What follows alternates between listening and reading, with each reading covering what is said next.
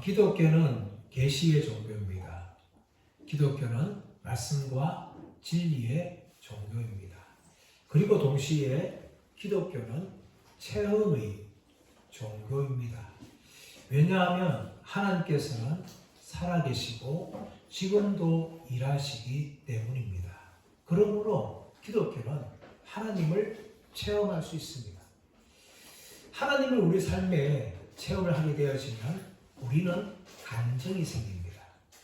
간증은 하나님이 내 삶 가운데 일하신 것을 내가 많은 사람들에게 믿음으로 증거하고 고백하는 것이 간증입니다. 그러므로 믿는 사람들은 간증이 다 있습니다. 왜냐하면 하나님 믿다 보면 하나님께서 우리 삶 가운데 일하시는 것을 경험할 수 있기 때문입니다. 어떤 사람은 많을 수 있고 작을 수 있고 어떤 간증은 큰 것일 수 있고 작은 것이 있지만 모든 성도들은 다 삶 가운데 간증이 있어요. 이 간증은 무엇인가 하면 하나님께서 우리 삶 가운데 개입하시고 일하신 것을 체험하는 겁니다. 이것을 체험할 때 두 가지 방법이 있어요. 하나는 하나님께서 강권적으로 내 삶 가운데 일하시는 거예요. 나는 원하지도 않고 믿지도 않았지만 하나님께서 전적으로 내 삶 가운데 개입하시고 일하심을 통하여 우리가 하나님의 살아계심을 체험할 수 있는 거죠. 또 하나는 무엇인가 하면 우리가 믿음으로 하나님께 나아가는 거예요. 우리 삶의 형편이 어렵고 내 힘으로 감당할 수 없는 문제들이 있을 때에 하나님께 매어달리며 간절히 기도하고 하나님의 얼굴을 찾을 때에 하나님께서 그 기도를 들으시고 우리 삶 가운데 일하시는 것을 경험할 수가 있습니다. 그래서 우리 믿음의 성도들은 하나님께서 내 삶 가운데 일하시는 것을 체험하는 감정들을 다 가지고 있는 것입니다. 오늘 본문의 말씀에는 두 여인이 등장합니다. 하나는 회당장 야이로의 딸이며 또 하나는 12해 동안 혈류증 걸렸던 여인이었습니다. 이 두 여인은 자신의 인생에 정말 비참함을 경험합니다. 회당장 야이로의 딸은 어떤 병인지 모르지만 죽었습니다. 그리고 12해 동안 혈류증 걸렸던 여인은 자신의 몸에서 끊임없이 피가 멈추지 않는 그런 고통을 12년 동안 당해야 했었어요. 그런데 이 두 사람이 하나님의 놀라운 기적을 체험하는 것을 오늘 성경은 우리에게 보여주고 있는 것입니다. 자, 40절 말씀 볼까요? 40절 시작. 예수께서 돌아오심에 무리가 관영하니 이는 다 기다렸음이로라. 40절은 예수께서 돌아오심에 무리가 관영하니 이는 다 기다렸음이라 라고 말하고 있습니다. 예수님께서 어디서 돌아오셨을까요? 지난주 본문 어떤 사건인가 하면 예수님께서 배를 타고 갈릴리 건너편에 가신 이 고라사 지방에서 귀신 들린 사람을 고치는 장면이었어요. 그 일을 끝난 후에 예수님께서는 돌아왔는데 예수님께서 돌아오니까 이 갈릴리 원래 있던 지역의 사람들이 예수님을 환영했다는 거예요. 환영하면서 기다렸다는 겁니다. 이 환영했다는 이 단어는 아포데코마이, 예수님을 오기를 간절히 기다린 거예요. 그래서 예수님을 환영하고 영접한 것을 이야기합니다. 이런 모습과 달리 거라사 땅에서 어떤 일이 있었습니까? 예수님께서 귀신 들린 사람을 고치니까 그 귀신들이 돼지떼 들어가가지고 돼지떼들이 낭떠러지에 떨어져 다 죽었어요. 그것을 본 거라사 광인 사람들은 예수님이 우리와 함께 있다가 큰 손해 볼 것이다 하면서 예수님이 거라사 땅을 떠나가기를 간절히 바랬어요. 그래서 예수님께서는 미련 없이 그곳을 떠나서 다시 돌아오신 것이죠. 이런 거라사 사람들과 달리 오늘 이 갈릴리 쪽에 있는 사람들 어떻습니까? 예수님 오기를 간절히 기다리는 거예요. 그래서 오시자마자 환영한 것이죠. 여러분, 하나님의 일하심은 어디에서 일어나는가 하면 하나님을 환영하는 곳에, 하나님을 기뻐하는 곳에 일어난다는 거예요. 미국에 목사님들 참 많지만 존 비비어라는 목사님 계시는데 이분이 쓴 책이 참 많아요. 저는 그분의 책을 참 많이 읽었어요. 그분의 책 중에서 또 한 권의 유명한 책이 무엇인가 하면 순종이라는 책이에요. 순종. 이 순종이라는 책에 어떤 이야기가 나오고 있는가 하면 이 존 비비어 목사님이 아프리카와 미국 땅에 왜 하나님 일하신 차이가 있는가를 이야기합니다. 아프리카에서 목사님이 기도하고 뭐 하면은 선포하면은 맹인도 눈을 뜨고 귀머리가 귀가 열리고 안전병에 일어나는 일들이 나요. 그런데 미국에서는 겨우 뭐 머리 아픈 정도, 두통 정도, 요통 정도만 치유받는다는 거예요. 이런 왜 큰 기적이 미국 땅에 일어나지 않고 이 놀라운 기적들이 아프리카 땅에 일어나는가 하면서 그 이유를 살펴보았는데 그 이유가 무엇인가 하면 아프리카 사람들은 말씀을 전하고 기도하는 분이 어떤 외모를 가지고 있고 어떤 학벌을 가지고 있든 상관없이 저분은 하나님의 종이다 하면서 그 말씀을 듣고 기도를 받는다는 거예요. 그러니까 맹인이 눈을 뜨게 되어지고 귀머리가 귀가 열리고 안전병이 일어나는 일이 지금 늘어나고 있는데, 그러나 미국 사람들은 앞에 설교하는 사람을 따지는 거예요. 저 사람 왜 넥타이가 왜 저 모양이야? 저 사람 얼굴이 왜 저래? 저 사람 학교 어디 나왔어? 이런 걸 막 따진다는 거예요. 인간을 따다 보니까 마음문이 닫히는 거죠. 설교하는 사람의 마음을 설교를 잘 듣지 않는 거예요. 기도를 사모하지 않는 거예요. 그러다 보니까 미국 땅에는 하나님의 놀라운 기적이 거의 일어나지 않는다는 겁니다. 이런 원리가 마가복음 6절 말씀 가보시면 예수님께서 나사렛 땅에서 기적을 행하지 않는 모습과 나타납니다. 예수님께서 나사렛 해당에서 말씀을 전하니까 사람들 반응이 어떻습니까? 저 예수는 목수의 아들 예수가 아니냐? 저 너희들은 우리가 알고 있는데 저들의 행적은 야고보, 요한, 유다, 시몬이 아니냐? 하면서 예수님을 겨우 목수의 아들 정도로만 평가합니다. 그러자 예수님께서 어떻게 하시는가 하면 그 땅에서 기적을 행하지 않으세요. 이렇게 마가복음 말하고 있는데, 예수께서는 선지자가 자기 고향과 자기 친척과 자기 집 외에서는 존경을 받지 않음이 없느니라 라고 말씀하시고, 거기서는 아무 권능도 행하실 수 없어 다만 소수의 병인에게 안수하며 고치실 뿐이었고 저희의 믿지 않음을 이상히 여겼더라 라고 말하고 있습니다. 예수님께서는 행하시지 않는 것이 아니라 행하실 수 없다는 거예요. 왜냐하면 사람들의 불신앙이 예수님의 이 행하시는 것을 제한하는 거예요. 여러분, 하나님이 어디서 일하시는가 하면 하나님을 기뻐하고 말씀을 사모하고 은혜를 사모하는 곳에 하나님이 역사하시는 거예요.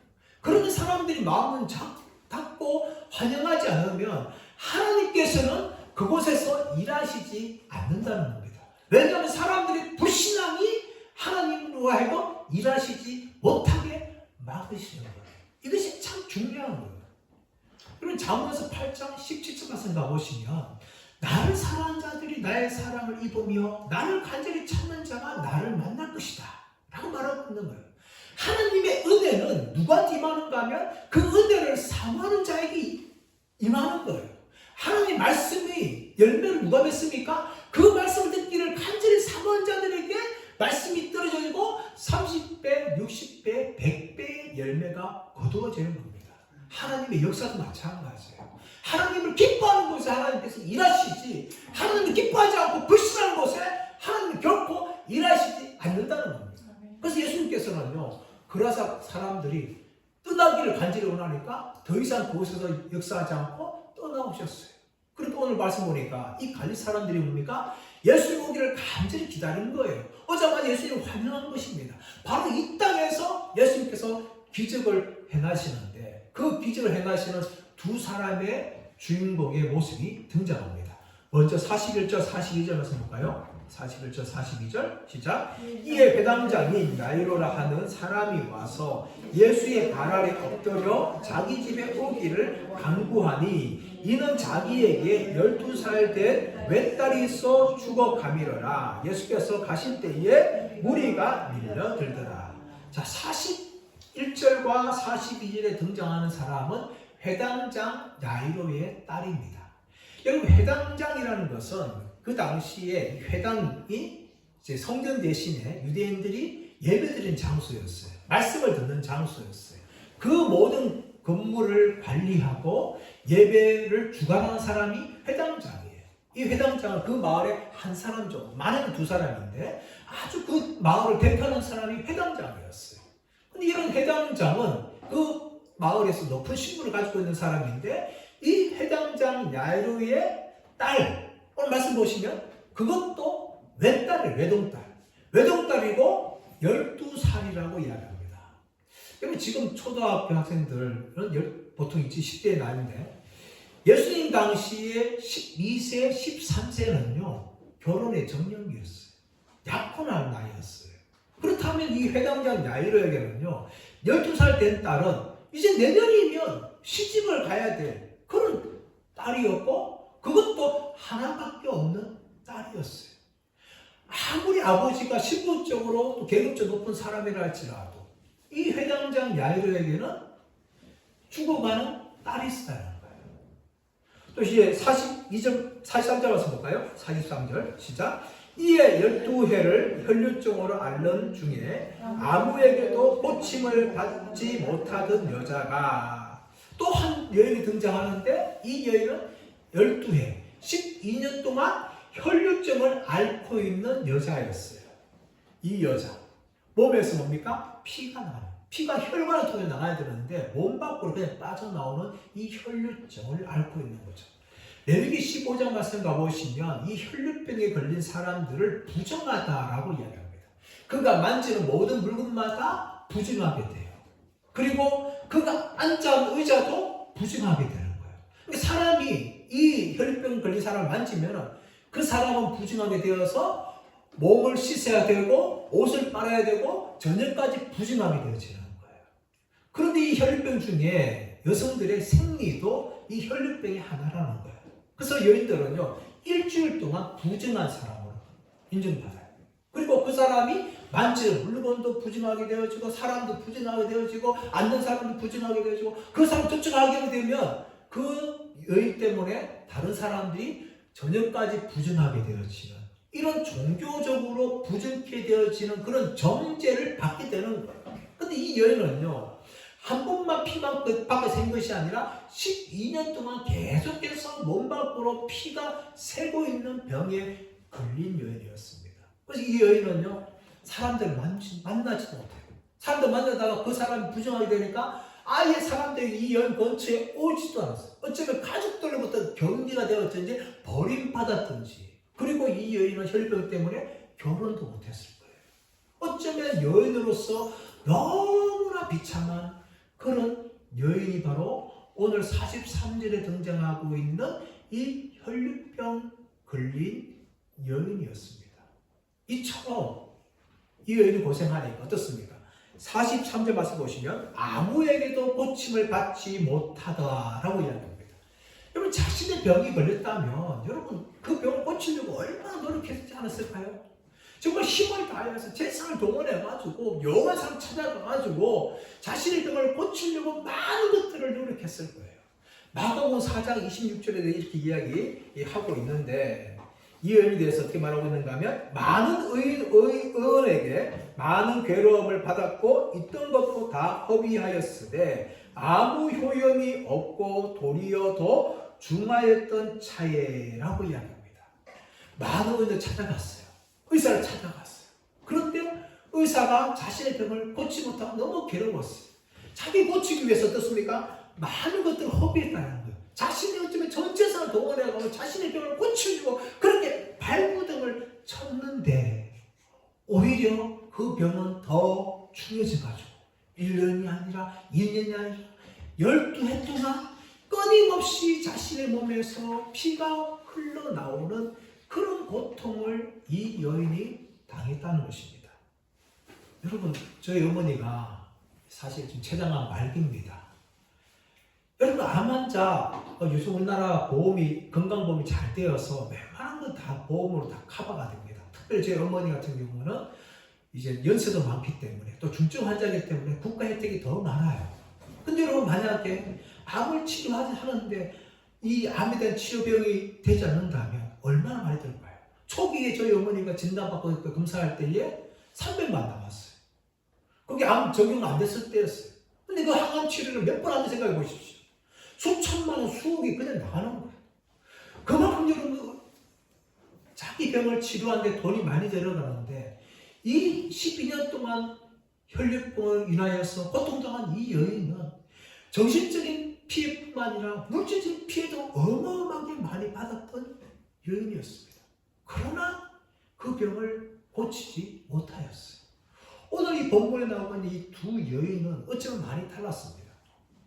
한 여인은 12살이나 젊은 나이였고, 그리고 회당장이라는 이 신분을 가지고 있는 집안의 딸이었어요. 그리고 외동딸로서 12년 동안 엄청난 사랑을 받았어요. 그러나 갑자기 어떤 병인지 모르지만 그 병에 걸려가지고 이제 죽을 수밖에 없는 상황에 처해 있는 상황에 있었습니다. 또 한 여인은 12년 동안 계속해서 몸에서 피가 흘러나옴을 통하여서 결혼도 하지 못하고 가족들에게조차도 버림받을 수밖에 없는 그런 인생 비참한 그런 상황이었어요. 신분이 높으나 낮으나 많은 가졌으나 적게 가졌으나 상관없이 이 두 여인은 자신의 인생에서 가장 비참한 상태에 있었어요. 어쩌면 인생에 더 이상 희망이 없는 그런 상황이 있었습니다. 하지만 여러분, 이 여인들은 절망에서 희망으로 바뀌는 인생이 되었습니다. 그 이유가 무엇입니까? 바로 예수님께서 그곳에 계셨기 때문입니다. 예수님께서 그들을 치유해 주시고 그들을 살려주심을 통하여서 그들은 절망의 인생에서 희망의 인생으로 그들은 변화되었습니다. 그렇다면 여러분, 어떻게 이들이 예수님을 통해서 이런 치유를 경험할 수 있었을까요? 그것은 바로 믿음이었습니다. 여러분, 먼저 혈류병 걸린 여인이 어떻게 치유받았을까요? 자, 43절 44절 가보겠습니다. 44절 시작. 이에 12해를 혈류증으로 앓는 중에 아무에게도 고침을 받지 못하던 여자가 예수의 뒤로 와서 그 옷가위에 손을 대니 혈류증이 즉시 그쳤더라. 이 여인이 어떻게 했어요? 사람들이 막 예수님 뒤에 몰리고 있었어요. 그러나 이 여인은 혼자서 예수님 뒤에 가서 예수님의 옷자락을 만졌어요. 그러니까 예수님의 능력이 나와서 이 여자의 혈류의 근원을 말했어요. 12년 동안 멈추지 않던 그 피가 그 순간에 즉시 멈추는 이런 놀라운 역사를 이 여인은 경험합니다. 그렇다면 여러분, 이 여인이 예수님의 뒤에 와서 어떻게 예수님의 옷가를 만졌을까요? 오늘 성경은 이야기하고 있지 않지만 마가복음 25장 28절에 이렇게 말하고 있는 것이죠. 그것은 무엇인가 하면 이 여인이 내가 옷자락만 만져도 내 병이 나을 것이다. 여러분, 이런 믿음이 이 여인에 있었던 거예요. 예수님은 간 곳곳마다 병자를 고치고 귀신을 쫓아내셨는데 이 예수님을 내가 만지기만 하면 내 병이 치유받을 것이다. 그런데 이 여인은 12해 동안 혈류병 걸린 여인이기 때문에 예수님 앞에 나와서 만질 수가 없었어요. 그래서 예수님 뒤에 몰래 와서 예수님을 옷만 다 만진 것이 아니라 살짝 그 옷을 만진 거예요. 내가 그 옷만 만져도 내 병이 치유받을 것이다. 그런 믿음 가지고 이 여인이 만진 것입니다. 여러분, 생각해 보십시오. 지금 예수님 뒤에는 수많은 무리들이 몰려들고 있었어요. 애워싸고 있었어요. 그런데 그 사람들 중에는 병자들도 있었을 겁니다. 그런데 여러분, 오늘 성경은 다른 병자들이 고침받았다 이야기하는 것이 아니라 이 12년 동안 혈류증 걸렸던 여인만이 치유받았다는 걸 말하고 있습니다. 왜 그렇습니까? 바로 이 여인만이 믿음으로 예수님을 만졌기 때문이에요. 수많은 사람들이 서쳐갔습니다. 수많은 사람들이 예수님 옷가도 지나갔을 거예요. 또 예수님과 총도 됐을 것입니다. 그러나 그들은 병을 치유받지 못하였습니다. 하지만 이 여인만은 예수님께 치유받은 거죠. 오늘날도 마찬가지입니다. 수많은 사람들이 어쩌면 교회의 무턱을 지나옵니다. 그런데 그 많은 사람 다 은혜 받는 것이 아니에요. 그 많은 사람 다 구원받는 것이 아닙니다. 누구에게 하나님의 은혜가 임하고 누구에게 하나님의 구원이 임합니까? 바로 예수님을 믿음으로 맞은 사람이에요. 예수님이 하나님의 아들임을 믿고 예수님을 만진 사람들이 구원받는 것이고 하나님의 은혜를 지금도 경험하게 됩니다. 교회 왔다 해서 구원받는 것이 아니에요. 교회 왔다 해서 은혜 받는 것이 아닙니다. 마음의 믿음을 가지고 예수님은 나의 구원자입니다 하고 고백하며 믿는 사람이 구원받는 것이고 예수님만이 나의 해결자입니다 라고 기도하며 부르짖는 사람들이 하나님의 능력과 은혜를 경험하게 되는 것입니다. 걸렸지만 이 여인만은 내가 예수님의 옷가만 만지더라도 내 병이 고침받을 것이다. 그런 마음 가지고 예수님의 옷가를 만지는 그 순간 즉시 혈류의 근원이 마르게 되어지는 놀라운 경험을 했다고 성경은 기록하고 있습니다. 두 번째, 여러분, 야일의 딸이 고침받는 이 장면을 이야기하고 있는데, 여러분, 이 야일의 딸이 고침받는 데 있어 무엇보다 이 아버지의 믿음이 있었습니다. 자, 41절 말씀 볼까요? 41절 시작. 이에 회당장인 야이로라 하는 사람이 와서 예수의 발 아래에 엎드려 자기 옷에 오시기를 간구하오니. 여러분, 이 회당장은 마을에서 제일 그래도 신분 있는 사람이에요. 근데 이 사람이 어떻게 합니까? 예수님께 나와서 예수님의 발 아래 엎드려서 자기 집에 오기를 간구한 거예요. 왜 간구했을까요? 자신의 딸을 고쳐달라는 것이죠, 여러분. 여러분, 회당장 야이로는요, 자기의 체면은 뭐 없었습니다. 다 버렸어요. 자기 딸이 고침받기 위해서라면 자신의 체면 따윈 중요하지 않았습니다. 회당장 야이로는 예수의 발에 엎드렸고 간절히 구하는 거예요. 예수님, 제발 와서 내 딸을 살려주세요. 내 딸을 고쳐주세요. 여러분, 그렇게 이 회당장은 예수님께 간절히 구하였습니다. 왜 그랬을까요? 믿음이 있었던 것이에요. 예수님 와서 자기 딸을 안수하고 기도하면 자신의 딸이 고침받을 것이라는 그 믿음이 있었기 때문에 체면을 다 버리고 간절하게 예수님께 구하는 겁니다. 우리가 누가복음 7장 말씀을 살펴보았지만, 여러분, 백부장, 로마 장교 백부장은요, 어떻게 이야기합니까? 사람들 보내가지고 예수님, 제발 와서 내 아이를 고쳐 주옵소서. 그렇게 간절하게 사정합니다. 백부장은 이 로마 장교에서 아주 높은 장교인데, 그런 백부장이 일개의 랍비라고 생각했던 예수님을 향하여서 주님이라 부르면서 자신의 아이를 고쳐달라고 사정하는 거예요. 우리 하나님 나올 때에 우리는 체면을 다 버려야 돼요. 내가 사회에서 뭔데? 내가 얼마 가졌는데? 내가 얼마 배웠는데? 이런 하나님 앞에서 아무것도 중요한 것이 아닙니다. 우리는 하나님 나올 때 우리 회당장 야이로처럼 예수님의 발 앞에서 때려가지고 간구해야 돼요.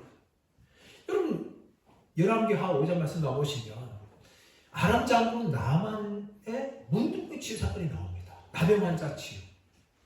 여러분, 이 나병 걸렸던 이 나만 장군은 소문을 듣는 거죠. 또 자기가 잡아왔던 여종으로부터 이 이스라엘 땅 가면 엘리사 선지자가 왔는데 그 사람은 모든 걸 고쳐준다.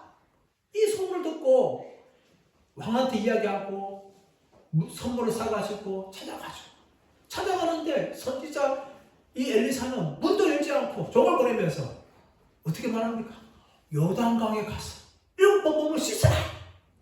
그 말을 듣고 이 나만장은 화가 나는 거예요. 자기는 멀리 오면서 선물도 가지고 와서 찾아왔는데 겨우 종을 보내가지고 하는 말이 뭔가 하면 요단강 가서 7번 씻어라. 이게 할 말이냐 하면서 화를 팍 냈어요. 그러면서 우리 살고 있는 아람에는 이 요단강보다 더 깨끗한 아르마와 바르발 같은 땅이 있지 않느냐, 강이 있지 않느냐, 그렇게 막 화를 내는 거예요. 그제서야 옆에 있는 종이 가라앉아버리지만 한마디 하는 거죠. 주인이여. 선지자가 더 어려운 거 시켰어도 하지 않았겠습니까?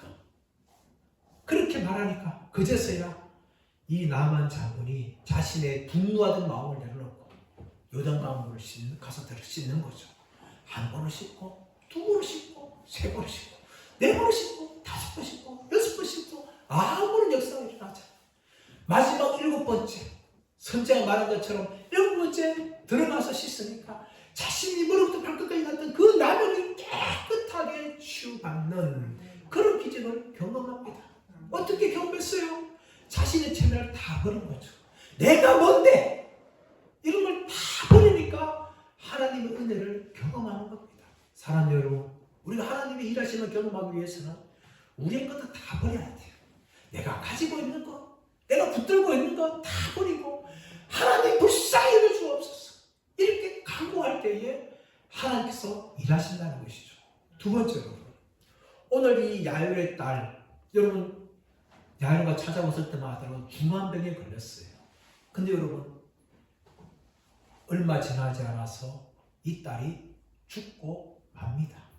자, 49절 말씀볼까요? 49절 시작. 아직 말씀하실 때에 회당장의 집에서 사람이 와서 말하되 당신의 딸이 죽었나이다. 선생님을 더 괴롭게 하지 마소서. 여러분, 우리가 하나님 일하시는 경험할 때 체면도 버려야 되지만 무엇을 버려야 되는가 하면 불신앙을 버려야 돼요. 불신앙. 우리 안에 믿음 없음을 버려야 됩니다. 여러분, 지금 이제 예수님이 회당장 말할 때 회당장 집에 사람이 와서 급하게 이야기하는 거죠. 주인님, 당신의 딸이 지금 죽었습니다. 그래서 선생님을 더 괴롭게 하지 마십시오. 선생님을 더 볼 필요가 없습니다. 그렇게 말하는 거죠. 이것은 무엇을 말합니까? 예수님에 대한 불신앙을 가지고 있는 거예요. 예수님은 병자는 고칠 수 있지만 죽은 자는 살 수 없는 분이다 라는 생각을 가지고 있는 거죠. 이런 불신앙이 왜 생겼습니까? 예수님을 제대로 알지 못했기 때문이에요. 이 사람은 겨우 예수님을 향하여 그 이스라엘 랍비 정도, 병 정도만 치유하는 그런 하나님의 종으로 생각했어요. 근데 예수님은 그런 단순한 종이 아니라 예수님은 하나님의 아들이시고 죽은 자도 살릴 수 있는 능력을 가지신 분이에요. 이것은 몰랐는 거죠. 그러면 불신앙은요, 어디부터 출발하는가 하면 무지에서 출발합니다. 우리가 예수님이 어떤 분인지를 알지 못하고 하나님을 어떤 분인지 알지 못하면요, 불신앙을 갈 수밖에 없어요. 그러나 하나님 어떤 분인지 알고 예수님 어떤 분인지 알면은요, 믿게 되는 거죠. 오늘 만약 이 사람이 예수님을 하나님의 아들로 알고 있고 죽어도 살리는 분을 알고 있었다면 예수님 더 초청했을 거예요. 예수님, 회당장이 아니라 죽었지만 예수님 빨리 와서 살려주십시오. 그렇게 말했을 거예요. 하지만 예수님에 대한 이 믿음이 없으니까 인간적으로 불신앙적으로 반응할 수 없는 거죠. 더 이상 예수님을 괴롭게 하지 마십시오. 이미 당신은 죽었습니다. 그래서 살릴 수 없습니다. 그렇게 말하는 것이죠. 3년 우리가 믿음을 가지기 위해서 무엇이 필요합니까? 하나님을 알아가는 것이 중요해요. 로마서 10장 17절 말씀 보시면 믿음은 들음에서 나며 들음은 그리스도의 말씀에서 말미암느니라. 우리가 하나님을 알기 위해서 자꾸 들어야 돼요. 또 읽어야 됩니다. 성경을 읽고 성경을 들어야 돼요. 그래야 우리 가운데 하나님만의 지식이 생기고 그 지식 때문에 믿음이 생겨나는 것입니다. 세 번째로 하나님의 기적이 일어나기 위해서 이 야이로 회당가온 딸이 살아나는 것은 바로 인간적인 상식에 예수님을 제한해서는 안 된다는 것입니다.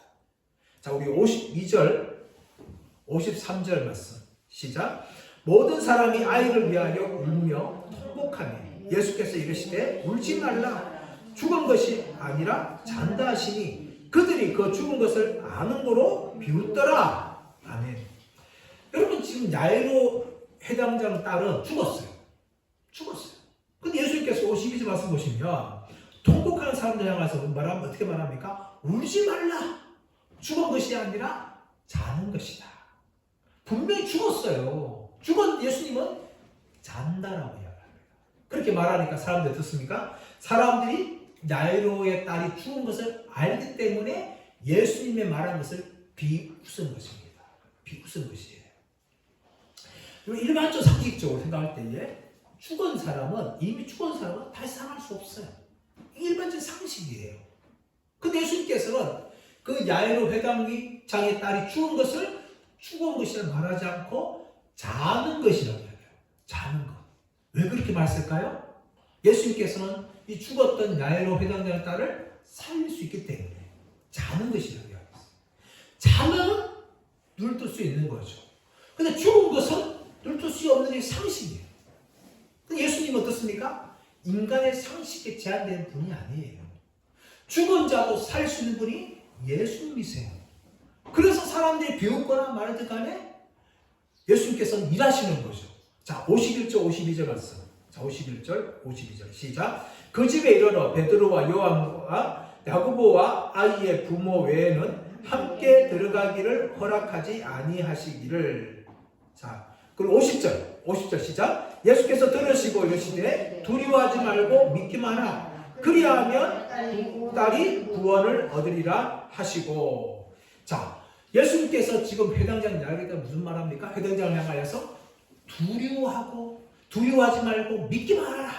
그리하면 네 딸이 살아날 것이다. 구원 얻는 것은 살아난다는 걸 이야기하고 죽음에서 살아날 것이다 하면서 어떻게 하십니까? 그 집에 이르러서 베드로와 요한과 야고보와 아이 부모 외에는 함께 들어갈 허락하지 않고 그들과 함께 죽었던 이 소녀가 있는 방으로 들어가게 되는 겁니다.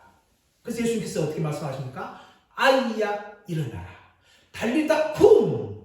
라고 말씀하심을 통하여서 이 죽었던 소녀가 숨을 쉬고 살아나는 것을 성경은 기록하고 있는 것입니다. 예수님이 무엇을 요청하십니까? 두려워하지 말고 믿기 말아라. 두려워하지 말고 믿기 말아라. 그리하면 네 딸이 구원을 받을 것이다. 오늘 여러분 마찬가지입니다. 우리 마음 가운데 하나님의 일하심을 경험하기 위해서 두려움을 쫓아내야 돼. 두려워하지 말고 믿기 말아라. 하나님은 어떤 불가능 속에서도 일하신다. 하나님은 내 어려운 상황 속에서 여전히 살아계신 분이다. 우리가 입술로 고백하고 믿음을 나아가면 하나님은 우리의 믿음을 받으시고 지금도 역사하십니다.